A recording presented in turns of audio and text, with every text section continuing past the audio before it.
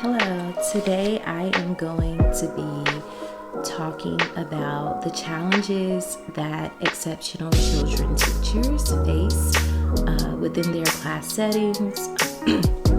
Before I begin, just to let you know a little bit about my background. I am a licensed K through 12 exceptional children teacher, and I have been working in the field of special education for about 14 years now, going on 15. And with that being said, I'm going to start with my first topic here. And as you can see, I have wrote notes. So the first thing I want to talk about is feeling burned out. So as a first year teacher, I'll tell you, when I first began my career as an exceptional children teacher, I found myself working on weekends. I would go to the school and just print out everything. I just didn't have any work home life balance, and I began to feel ill and tired, and I don't think I was eating and drinking in a manner that I was supposed to be, and so I was just really feeling burned out. And that particular year, it was like a learning curve for me. I was trying to learn how to be knowledgeable in this field, as well as learning what to say in meetings, learning the terminology, learning the laws of special education. And I can say that I was starting to feel really, really burned out. So I had to develop a plan. I had to set goals. I had to work on my organization skills, as well as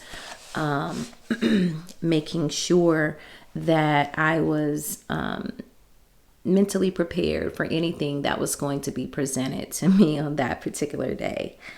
Now that I have been in the field for a very long time, I will say that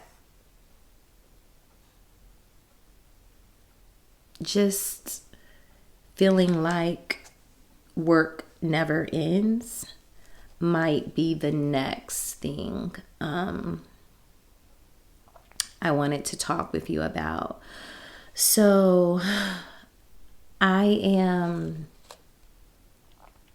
I am an overachiever, and so a lot of times I wanted to talk to my parents after work hours. I wanted to know how I can be like a better teacher for their child, what resources I can provide. And I started to feel very overwhelmed because when I got home, I was still working, and I also had kids that needed help with homework. I have a husband. You have to cook dinner, in which most of the time we would pick up, because as my husband is a teacher as well, so we would both be kind of tired. But just that burnout feeling, and learning that I needed to set a work-life balance, and that when I left work, work needed to stay at work. I think another challenge I would say that exceptional children teachers face, is not having adequate planning time. So, like, sometimes my plannings would be cut short because I was called for a student who may have been having like a hard time, and they needed a little bit of TLC. And just feeling like you sometimes don't have the resources that you need for an example, as an exceptional children teacher, you are constantly differentiating instruction and modifying curriculums and your lesson plans because you have students that are on different levels. And with that being said, that takes a great deal of work. What if you have a nonverbal student? You're going to have to adapt their work so that it's appropriate for them. So for those types of learners, I would have to make a communication board, or I would have to have like a lot of picture choices when it came to my lessons. And yes, I'm yawning because it's like 3 a.m. and I didn't want to let this go. I got up, I got ready for work, and I was just like, you know what, I'm going to get up early today and I'm just going to do a vlog about challenges exceptional children teachers face. Another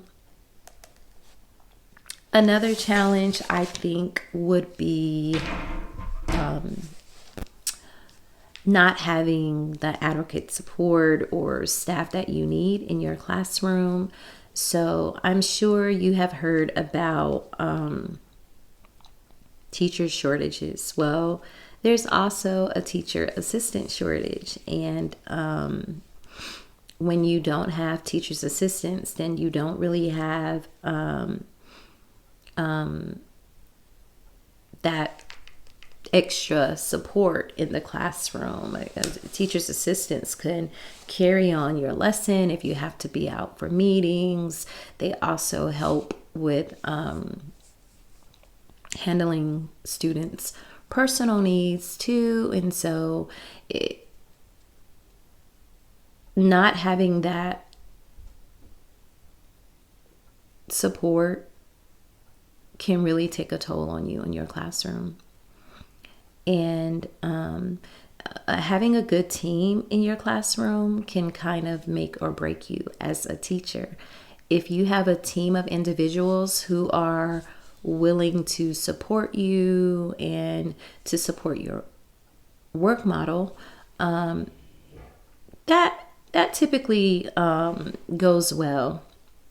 But if you have a team where it's just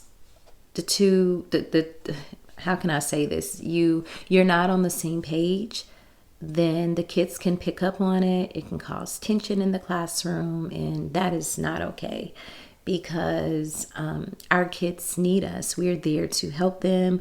We're there to demonstrate appropriate social skills and life skills. And when they see a team that is not really working together, it can really impact their learning. So just keep that in mind when you are in the classroom.